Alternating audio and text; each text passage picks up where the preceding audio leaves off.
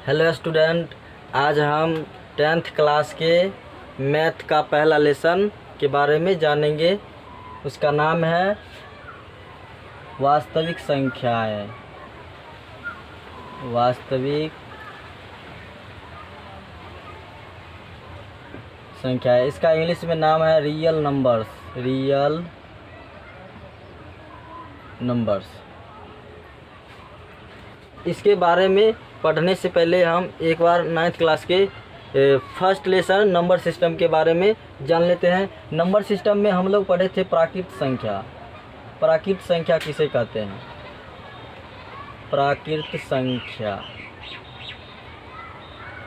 प्राकृत संख्या किसे कहते हैं? तो वे संख्याएं जो 1 से शुरू होती है और अनंत तक जाती है। वे संख्याएं जो 1 से शुरू होती है और अनंत तक जाती है उसे प्राकृत संख्या कहते हैं, अथवा गिनती के संख्या को प्राकृत संख्या कहते हैं। गिनती के संख्या को प्राकृत संख्या कहते हैं। जैसे में 1, 2, 3, 4, 5, 6 डॉट डॉट, ये इन्फिनिटी होता है, अनंत तक चला जाता है, ये अनंत तक हो जाता है। प्राकृत संख्या वह संख्या है जो 1 से शुरू होता है और अनंत तक जाता है, इसे ही प्राकृत संख्या कहते हैं। सबसे छोटी प्राकृत संख्या, सबसे छोटी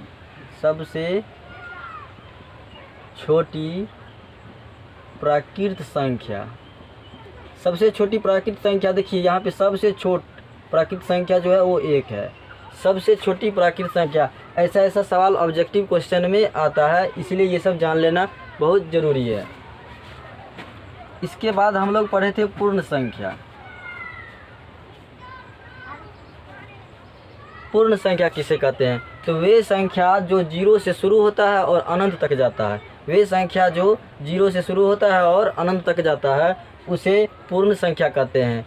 या इसको दूसरा भाषा में हम बोल सकते हैं कि प्राकृत संख्या के परिवार में जब 0 शामिल हो जाता है तब उसे हम प्राकृत संख्या कहते हैं, पूर्ण संख्या कहते हैं। जब प्राकृत संख्या के परिवार में 0 शामिल हो जाता है तब उसे पूर्ण संख्या कहते हैं। जैसे में देखिए यहाँ 1, 0, 1, 2, 3, 4 डॉट डॉट, ये अनंत तक जाएगा, अनंत तक चला जाता है। इसमें देखिए सबसे छोटी पूर्ण संख्या, सबसे छोटी पूर्ण संख्या क्या है? तो सबसे छोटी पूर्ण संख्या 0 होता है, 0 होता है। इसमें एक टर्म्स आता है, इसके आगे है सभी प्राकृत संख्या पूर्ण संख्या होती है। जितना भी प्राकृत संख्या सब पूर्ण संख्या होती है। देखिए यहाँ पे पूर्ण संख्या के परिवार में यहाँ से देखिए 1 से स्टार्ट हुआ है, 1, 2, 3, 4 और अनंत तक गया है। ये क्या है? प्राकृत संख्या, ये प्राकृत संख्या है। तो इसको हम बोल सकते हैं कि पूर्ण संख्या के परिवार में प्राकृत संख्या आता है। पूर्ण संख्या के परिवार में प्राकृत संख्या आता है, इसीलिए कहते हैं कि सभी प्राकृत संख्या पूर्ण संख्या होती है। सभी प्राकृत संख्या पूर्ण संख्या होती है, लेकिन सभी पूर्ण संख्याएं प्राकृत संख्या नहीं हो सकती हैं, क्योंकि पूर्ण संख्या में 0 होता है और प्राकृत संख्या में 0 नहीं होता है।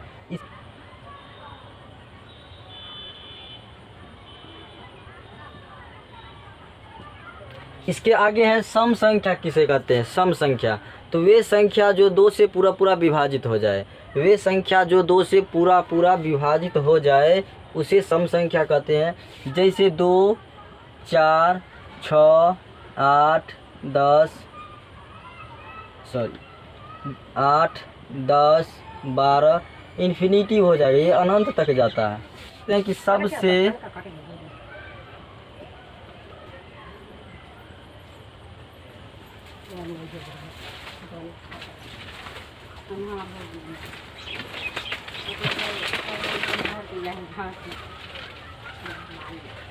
सबसे छोटी सम संख्या, सबसे छोटी सम संख्या देखिए इसमें सबसे छोटी सम संख्या क्या है? तो 2 है। सबसे छोट 2 है, इसीलिए इसको सबसे छोटी और सम संख्या कहते हैं। सम संख्या इसलिए कहते हैं क्योंकि ये 2 से पूरा विभाजित हो जाता है। इसमें हम बोल सकते हैं कि 1 से 100 के बीच, 1 से 100 के बीच कुल 50 सम संख्याएं होती है। 50 सम संख्याएं होती है। इसके आगे है विषम संख्या है। इसके आगे विषम संख्या।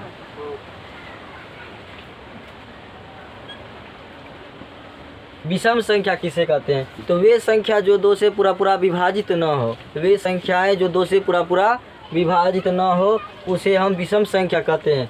जैसे 1 हो जाएगा, 3 हो जाएगा, 5 हो जाएगा, 7, 9, 11, इन्फिनिटिव हो जाएगा।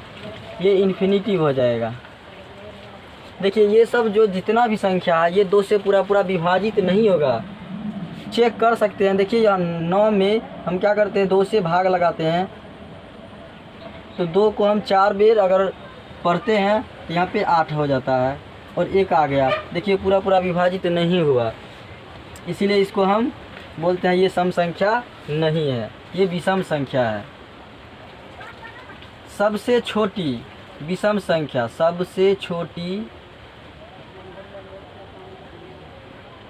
विषम संख्या, सबसे छोटी विषम संख्या। देखिए इसमें सबसे छोटी यही है, 1 है, तो हम बोलेंगे सबसे छोटी विषम संख्या क्या है, 1 होता है।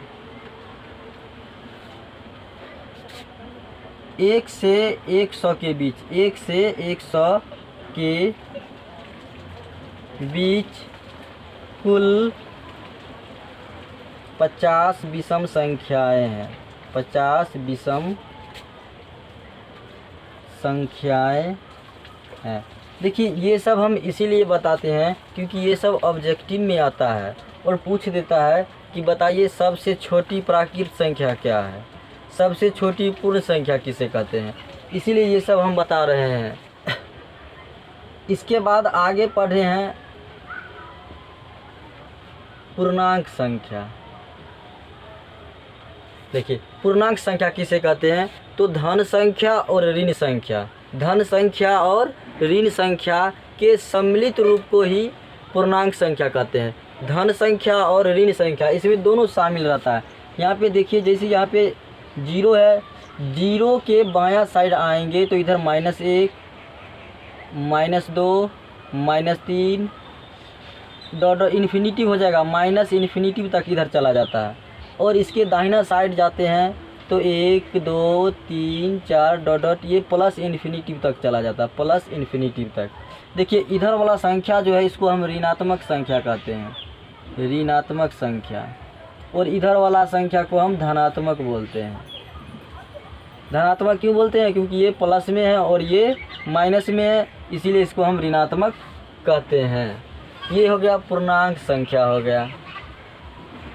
इसके बाद आगे जानेंगे भाज्य संख्या किसे कहते हैं। भाज्य संख्या, भाज्य संख्या का दूसरा नाम संयुक्त संख्या भी है, संयुक्त संख्या। भाज्य संख्या का ही दूसरा नाम संयुक्त संख्या है। भाज्य संख्या किसे कहते हैं, तो वे संख्या जो एक या स्वयं के अलावा, एक और स्वयं के अलावा किसी अन्य संख्या से भी विभाजित हो जाए। वे संख्या जो एक और स्वयं के अलावा किसी अन्य संख्या से भी विभाजित हो जाए उसे हम भाज्य संख्या कहते हैं। जैसे देखिए यहाँ पे 4 हो जाएगा, 6, 8 हो जाएगा, 9, 10, 12 इन्फिनिटिव।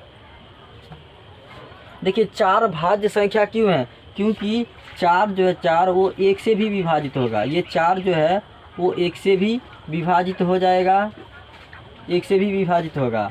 इसके बाद ये 4 जो है ये स्वयं से भी विभाजित होगा। स्वयं का मतलब हुआ 4 जो है वो खुद 4 से विभाजित होगा, तो 4 से विभाजित करेंगे तो एक बार में विभाजित हो जाएगा। और ये दोनों के अलावा एक और संख्या है जो इस 4 को विभाजित करता है, वो संख्या है 2। तो 2 को अगर हम 2 से गुना करते हैं तो 4 आ जाता है। देखिए ये 4 जो है 4 से भी कटा है, 1 से भी कटा है और ये दोनों के अलावा 2 से भी कट गया है, इसीलिए यह भाज्य संख्या है। क्योंकि इसका परिभाषा कहता है वे संख्या जो एक और स्वयं के अलावा किसी अन्य संख्या से भी विभाजित हो जाए उसे ही भाज्य संख्या कहते हैं। 6 है, 6 को देख लीजिए इधर। 6 जो है 1 से भी कटेगा, 1 से भी कट जाएगा 6 बार में। इसके बाद ये 6 जो है वो स्वयं से भी कटेगा, स्वयं से 1 बार में कट जाएगा। देखिए कटा। और ये दोनों के अलावा और 2 संख्या है को एक और स्वयं के अलावा 2 संख्या और है जो इसे विभाजित करेगा। वो 2 संख्या कौन कौन है देख लेते हैं। 6 को 2 भी विभाजित करेगा, कितना बार में? 3 बार में। देखिए कट गया, पूरा विभाजित हो गया। इसके बाद 3 भी है, ये 3 जो है ये भी 6 को क्या करेगा? विभाजित करेगा। 2 बार में लगाएंगे तो ये कट जाएगा। देखिए यह जो है 6 वो एक और स्वयं के अलावा 2 से और 3 से भी कट रहा है, यानी विभाजित हो रहा है, इसीलिए यह क्या है? भाज्य संख्या है। इसी तरह देखिए यहाँ 9 है, 9 है, इसके बारे में देख लेते हैं।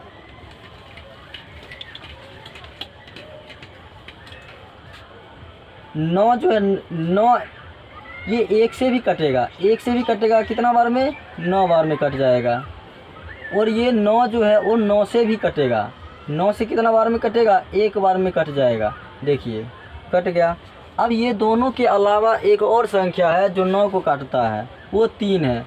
ये 3 9 को कितना बार में काट देता है? 3 बार में। देखिए काट दिया, तो ये भी क्या हो गया? भाज्य संख्या है। इसे संयुक्त संख्या भी कहा जाता है। सबसे छोटी भाज्य संख्या, सबसे छोटी भाज्य संख्या क्या है? 4 है। सबसे छोटी भाज्य संख्या 4 होती है। इसके आगे जाना है अभाज्य संख्या। अभाज्य संख्या, अभाज्य संख्या किसे कहते हैं? तो वे संख्या जो एक और स्वयं के अलावा किसी अन्य संख्या से विभाजित न हो। वे संख्याएं जो एक और स्वयं के अलावा, वे संख्याएं जो एक और स्वयं के अलावा किसी अन्य संख्याएं से विभाजित न हो उसे हम अभाज्य संख्या कहते हैं। जैसे 2 हो गया, 3 हो गया, 5 हो गया, 7 हो गया, 11 हो गया, 13 हो गया, इन्फिनिटी हो जाएगा, इन्फिनिटी।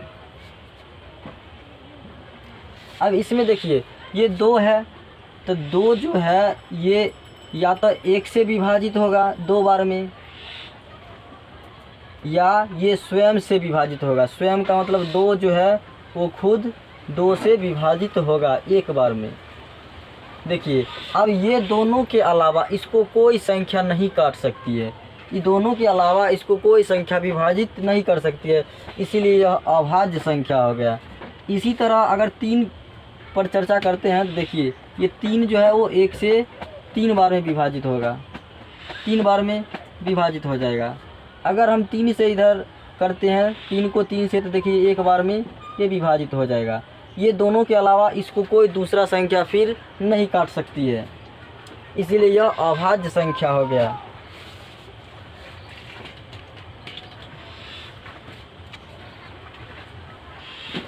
देखिए अभाज्य संख्या जो है ऑब्जेक्टिव में पूछता है कि 1 से 100 के बीच कितने अभाज्य संख्याएं होती है। 1 से 100 के बीच कितने अभाज्य संख्याएं हैं बताइए। 1 से 25 के बीच, 1 से 25 के बीच अभाज्य संख्या, अभाज्य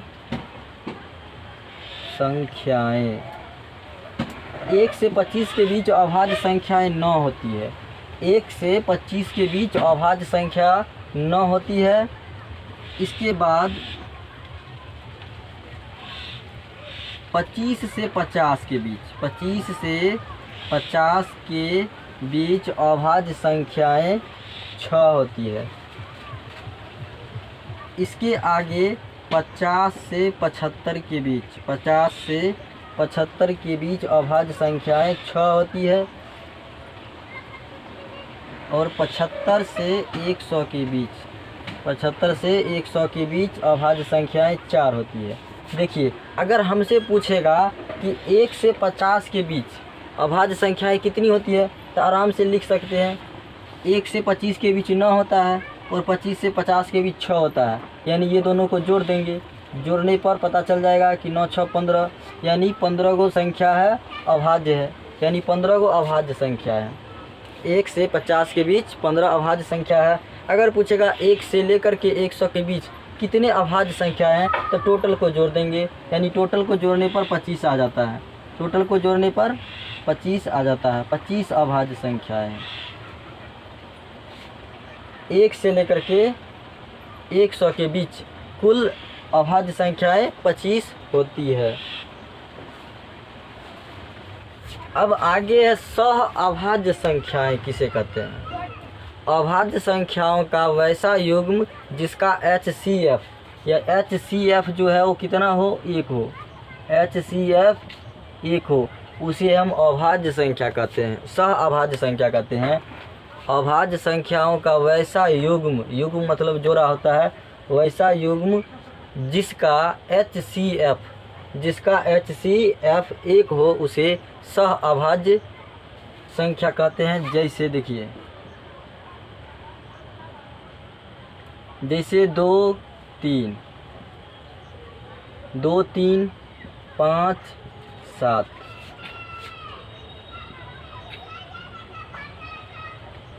11 13 इत्यादि। ये क्या है, ये सह अभाज्य संख्या है। अब इसको चेक करना है कि इसका HCF सच में 1 होता है या नहीं होता है, तो चेक कर लेते हैं। देखिए 2 का गुणनखंड अगर निकालते हैं तो इसका गुणनखंड 2 गुने 1 हो जाता है, और 3 का अगर गुणनखंड हम निकालते हैं तो 3 का गुणनखंड 3 गुने 1 हो जाता है। अब ये देखिए ये दोनों में मिलता कौन है, ये दोनों मिल रहा है, 1 1 मिल रहा है केवल। ये दोनों में कौन मिल रहा है, केवल और केवल 1 मिल रहा है। और हम लोग जानते हैं कि अगर 2 संख्या के गुणनखंड में जो दोनों में मिलता है वही इसका मौसा कहलाता है, यही इसका HCF होता है। यानी इसका HCF जो है वो कितना हो जाएगा, 1 हो जाएगा। देखिए यही इसका क्या है, HCF है, यही इसका मौसा है। अगर इसमें देखिए 5 का गुणनखंड निकालते हैं तो 5 गुने 1 हो जाता है। 7 का गुणनखंड निकालते हैं तो 7 गुने 1 होता है। अब देखिए दोनों में मिलता क्या है, केवल 1 मिल रहा है, इसीलिए इसका भी HCF क्या हो जाएगा, इसका भी HCF 1 हो जाएगा। इसीलिए ये क्या है, ये सब सह अभाज्य संख्या है। क्या है, सह अभाज्य संख्या, क्योंकि दोनों एक साथ है। अब इसके आगे जानना है परिमेय संख्या।